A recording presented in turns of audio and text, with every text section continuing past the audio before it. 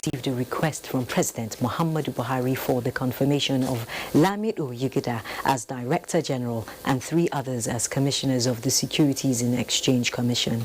The Senate has also considered the bill to establish the National Food Reserve Agency, the bill sponsored by Senator Abdullahi Adamu, which passed second reading. The legislators commended President Muhammadu Buhari for directing the Nigerian army to carry out a major military operation against bandits in Katsina State, as it called for the expansion of the operation to include Niger, Kaduna, Zamfara, Sokoto and other states facing banditry. The motion of urgent public importance was moved by the Deputy Chief Whip, Senator Aliyu Sabi Abdullahi.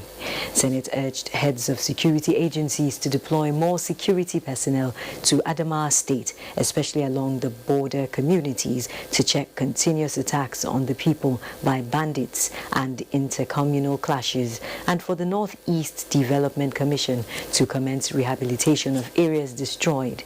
Senate paid tribute to 3 of its late former members, Fidelis Okoro from Enugu State, Robert Koliosho from Oyo State, Paul Wampana from Adamawa State, and the late Dr. Yusuf Amuda Aluko from Kwara State.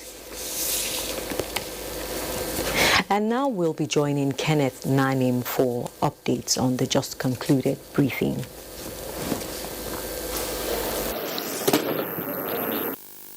Thank you, Naja. Yes, the PTF says it has continued to, bear with Nigerians on the pains they are passing through due to the lockdown caused by the coronavirus pandemic. But the PTF also, assured Nigerians that government is doing whatever it should do, to ensure the country contains this pandemic, and the PTF is also asking Nigerians to, observe all precautionary measures put in place to ensure that this virus is contained by maintaining social distancing, washing of their hands, as well as, also maintaining other personal protocols, hygiene protocol to be safe. The PTF is also asking Nigerians also to, not to move around if they don't have need to move around. They continue to stay at home, and also ensure that security agencies on the roads enforce the lockdown on interstate movements. Thank you, Kenneth. Now, is there any, concerning the use of face masks, have there been any new updates? Is it to maintain status quo? Okay, no, there's no new development. The PTF is saying that Nigerians should continue to, wear their face masks all the time to avoid the spread of the virus. They're supposed to be wearing their face mask anytime, whether in the public, especially when they are very close to individuals or when they are in a crowd. They're supposed to put on their face mask, and also use sanitizers if necessary. Okay, Kenneth, thank you. I think you've covered all the bases there. Thank you very much. Thank you. Members of the newly constituted Board of Trustees of the Nigeria Police Trust Fund have officially assumed duty with the inauguration by the Minister of Police Affairs, Muhammad Megari Dingyadi. Francis Form quoted the minister advising them to exercise control over the management of the trust fund with a view to ensuring accountability and proper utilization of funds. Adequate funding for training of personnel and provision of required logistics for almost all aspects of policing functions have been advanced as reasons for lapses in the discharge of their responsibilities. It is to address these challenges that President Buhari signed into law the Nigeria Police Trust Fund Establishment Act 2019. Just a few days after naming the members, the Minister of Police Affairs has inaugurated the board, raising hope for a better police force. In the discharge of its duty under this Act, the Board of Trustees shall, through the Ministry, identify funding needs of the various police institutions for the enhancement of the performance of the Nigerian Police Force, enter into contractual agreements for the purpose of executing approved projects on behalf of the Trust Fund, oversee the implementation of projects financed through money accruing to the Trust Fund. The board, led by former Inspector General of Police Suleiman Abba, understands the task before it. This is indeed the beginning of police reforms that hopefully will lead to a police force that is professional and respects and protects the rights of all Nigerians and those living in Nigeria. All eyes are now on the board to breathe life into the operations of the Nigeria Police Force within the 3 years of its tenure. In Abuja, Francis from NTA News. Let's now join Abubakar in Maiduguri for more reports from that zone.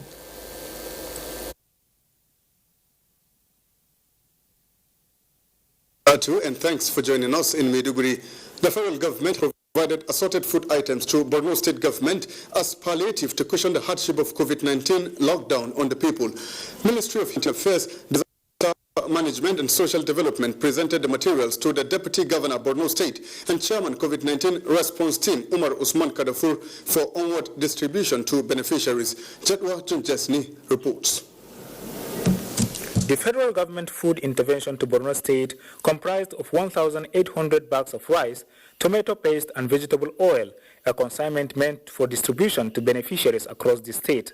Presenting the items, Minister of Humanitarian Affairs Sadia Umar Farouk, represented by the Director of Humanitarian Affairs of the Ministry, Grema Ali, said the intervention is to cushion the impact of the COVID-19 lockdown, particularly on the most vulnerable. The State Deputy Governor and Chairman COVID-19 Response Team Umar Usman thanked the federal government for the gesture, stressing that it will go a long way in ameliorating the hardship people are facing due to the restriction. Similarly, Oriental Energy Resource Company Limited presented a donation of 90,000 units of hand sanitizers and more than 16,000 units of liquid hand wash to the Borno State government to assist in curtailing the spread of COVID-19. The most important thing is we're trying to emphasize on the issue of hygienic improvement, and we're campaigning for social distances. This COVID is real. We have to observe social distances. The State Deputy Governor and Chairman COVID-19 Response Team expressed appreciation to the federal government, individuals and organizations for sustaining assistance towards the prevention of COVID-19 in the state and called on other organizations to support government to cope the global health challenge. In Maiduguri, Jadwajon Jesni, NTA News. The suspension of the 3 weeks lockdown as a result of COVID-19 in Borno State has offered an opportunity for residents of Maiduguri, the state capital, to commence preparations in earnest a few days to the Eid al-Fitr celebration. Yagumsu Bukar reports. The lockdown in Borno, which started even before the Ramadan fast, except for a few days given for people to restock their homes, had in one way or the other affected plans for Salah celebration in good time. It is few days to Eid al-Fitr and 3 weeks of Ramadan fast in lockdown. Now that people are out, preparations for the festivity is in earnest. Despite the heat coupled with Ramadan fast, people stood in long queues patiently waiting to withdraw cash at ATM points and banking halls, all in preparation for the festivity, with some adhering to use of face masks, which is mandatory in public places. With pressure around the financial institutions for cash, many did not observe social distancing. We are here since on last week, on Friday, on the day when they said that they start commencing payment. Up till now, we didn't get our money.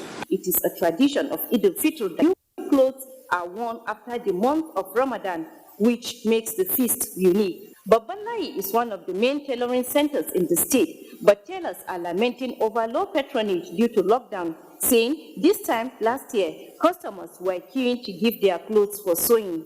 This is Milk Shop and Magaram streets of the metropolis, regarded as some of the key areas of shopping highly patronized by people in an effort to avoid congestion, especially now with COVID-19 and the crowding that characterize major markets. All the measures for safety against COVID is well put in place. It's safer, and then it's more convincing you're sure that this is being protected. That's why I definitely prefer community. the shopping mall. With the suspension of lockdown in Borno, it is expected that people will adhere to the safety protocols as they make hurried shopping for the festivity. In Maiduguri, Yagum Subukar, NTA News. You're watching Nationwide on the Nigerian Television Authority. Let's take a break now. Naja'atu in Abuja will be back shortly. The number of the COVID-19 cases in Nigeria is increasing daily, with many more tests ongoing.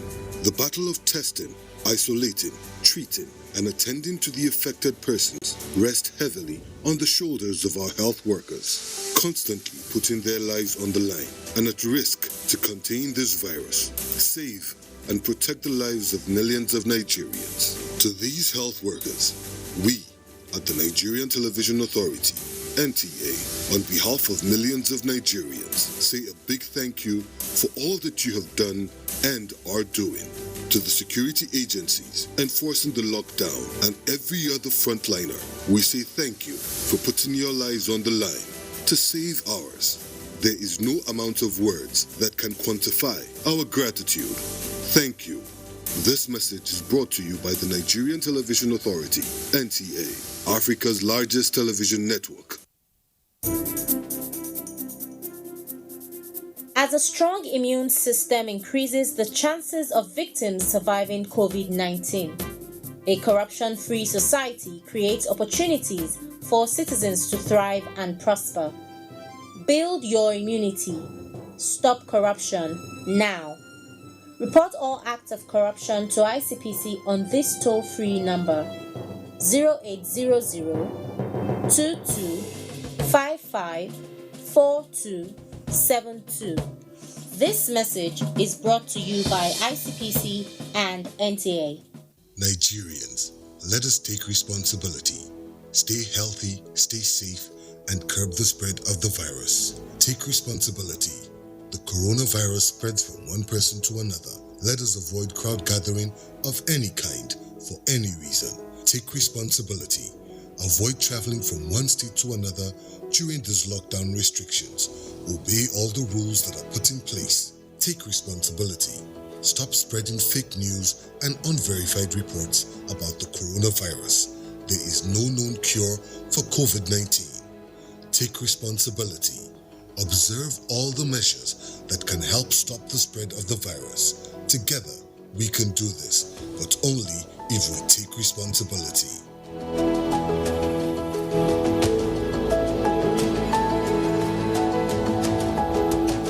This message is brought to you by the Nigerian Television Authority, NTA, Africa's largest television network. Hi there, my name is Susanna Dekoka. I know this is a tough time for everyone, but the threat is not the people. The threat is the virus, the coronavirus. So, fight the virus and not the people. Being infected with COVID-19 is not a death sentence. It is treatable. As a matter of fact, the virus does not discriminate. Neither should we. Therefore, say no to stigmatization. Say no to discrimination. Be kind. Be supportive. Stigma will not fight COVID-19, but sharing accurate information does. Fight the virus and not the people.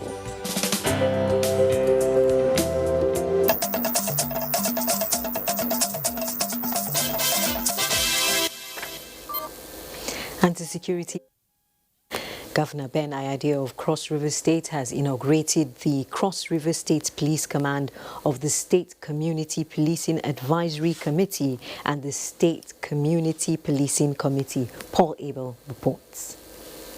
This inauguration attests to the resolve of the federal government to institutionalize community policing as a crime-solving philosophy that is people-oriented. The 6-man committee, headed by the state governor, to be replicated at the local government and other levels, will recruit special constables in communities to fight crime, among other responsibilities. I'll be comfortable with the matrimony.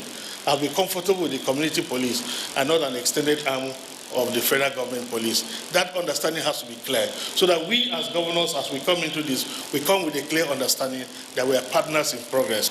The committee that is about to be inaugurated today will function in the following ways. identify security threats in their communities, and work with the local police in evolving an appropriate approach towards addressing them.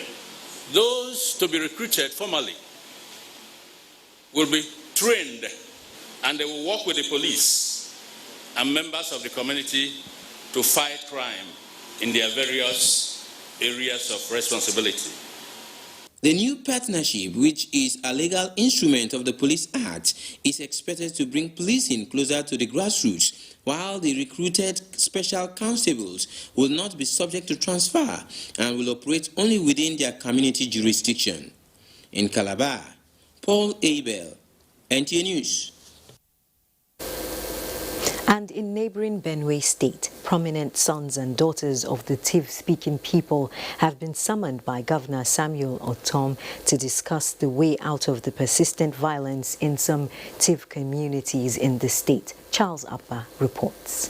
For quite some time now, frequent crises have been witnessed in many parts of communities in Tiv-speaking areas of Benue State, resulting in loss of lives, destruction of property, and displacement of people.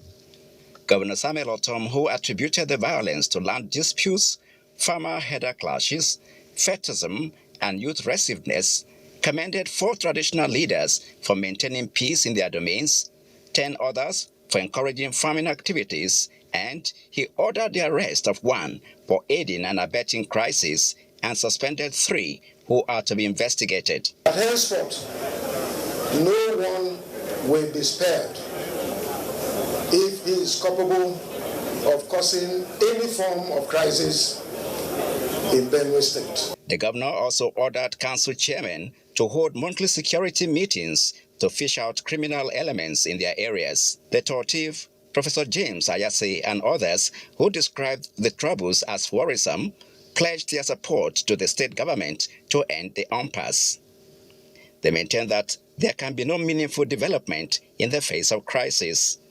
In Makudi, Charles Abba, NTA News.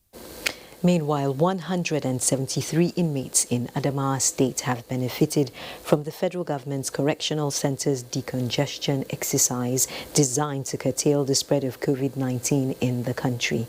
Tafa Hamza reports. 8 correctional centers were visited in 3 senatorial zones of the state. In medium security custodial center Jimeta, 28 inmates were released, 7 granted bail. In 2 centers located in Yola, 59 inmates benefited. 44 out of the number were released from confinement, 15 granted bail. In Jada, Ganye, Numan, Mubi, and Hong, 59 inmates were released, while 22 others granted bail.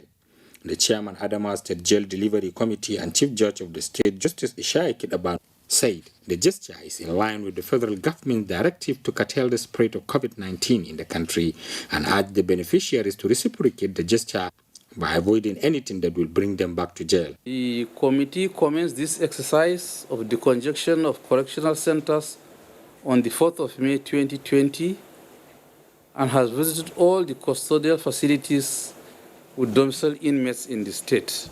To us, it is a headache because ours is see that people are not unnecessarily detained in correction center. In Yola, Tafawa, Hamza Mayo, NTA News. And the combined phenomenon of rain and windstorm experienced in Dutse, the Jigawa state capital, has destroyed property worth millions of naira. Correspondent Muhammad Musa Askira reports that no life was lost, but public and private buildings have been devastated by the disaster. It was a moment of happiness and sadness for residents of Dutse, the Jigawa state capital, on Saturday evening when they were blessed by rainfall, which ought to reduce the scourge of heat they live in the most difficult time of the Ramadan fasting. However, the rainfall, which was characterized by a violent storm, had crumbled hundreds of houses and business structures, in addition to throwing parts of the capital city into total blackout after destroying power supply lines.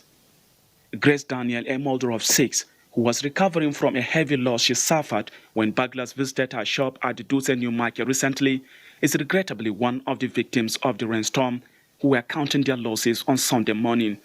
If you can see me, I'm stranded. I don't know what to do, and I don't know what will be the next future to me. Dutse New Market was hit by the rainstorm as about 400 shops were blown off, according to the market authority. Dutse Grains milling cluster was also affected by the storm as operators were around their shattered shops. Cikin yaran mu da wani dinmu ba wani wanda abin ya taba, amma dai rumfunan mu duka yanan bisa yadda ho gani duk sun yi damage. Nigeria Television Authority NTA joins the queue of the victims as it also lost parts of its fence to the storm, exposing its sensitive operational equipment to the public sight. It's a disaster that we cannot stop it, but it has happened already. We have to take proactive measures to make sure that we quickly restore the fencing at the place so that security-wise will protect our equipment here. Annual rainstorm is not a new thing to the residents of Dutse, but this year's episode came with a different story from the previous ones, given the level of its destruction. Muhammad Musa Skirab, NTA News. Similarly, property worth millions of naira has been destroyed by a rainstorm in Danialu community in Ilorin south of Kwara State. Abdul Hafiz Alaya reports. People of Danialu and its environment are still counting their losses.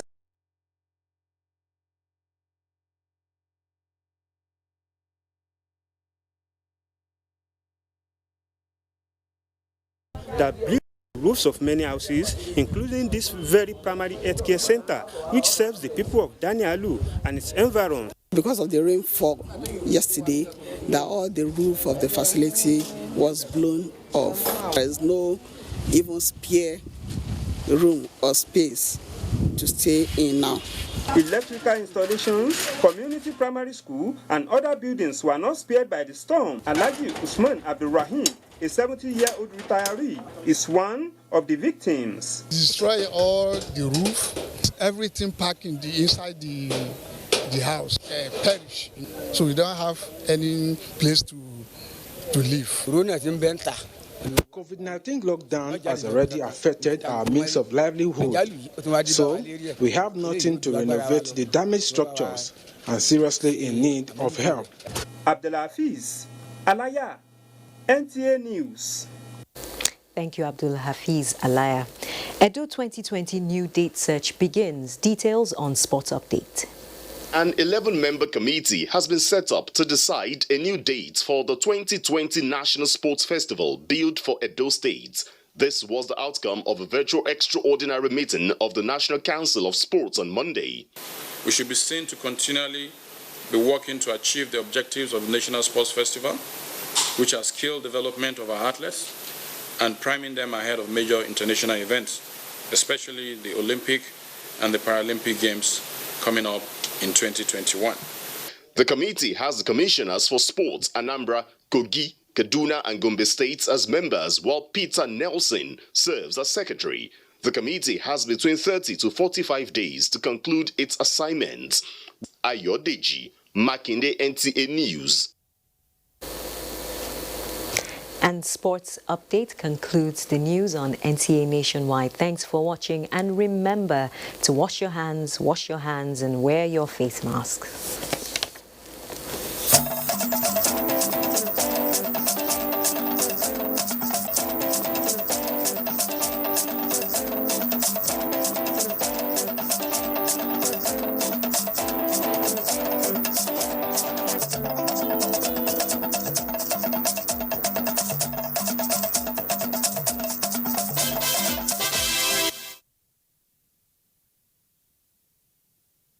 Elizabeth Abali. I am here to talk about facts. There is so much misinformation and distortion out there, especially on the social media. All it takes is just a click and the fake news goes viral. However, here in NTA, we deal with facts. My job is to go out there and comb for factual news and information, just the way it is, all in the interest of the nation. I'm Naja'atu Tijani. Here on the NTA, we present only the facts, verified. Beware of fake news, don't be a victim. stay tuned to the NTA. Especially at this time of the coronavirus pandemic. My name is Nnamdi Ojipo. The following guidelines for eased lockdown, as announced by the Presidential Task Force on COVID-19, are effective from 4th May 2020 in Abuja, Lagos, and Ogun states.